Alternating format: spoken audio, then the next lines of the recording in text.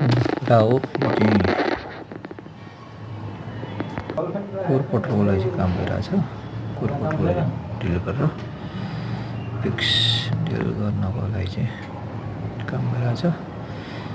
PVC पाइपलाइनलाई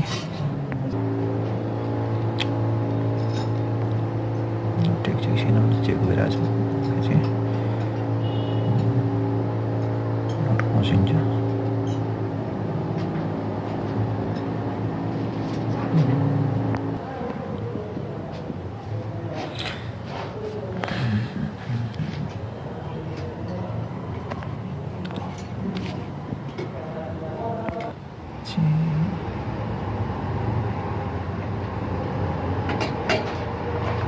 पाल पाल्नु बाँकी नै छ नि सर यो मिसिन कति छ भर्खर 10वटा भयो 150 एउटा पाल छ। हाम्रो मिसिन भन्दा यो धेरै किन राम्रो भने त्यो बेसै हेर्नु न कस्तो बोलिएको छ त्यसको। यो हेर्नु नि यो मेसिन त महँगो पर्छ होला। नेपालमा त यस्तो मिसिनको त अलिक महँगै छ।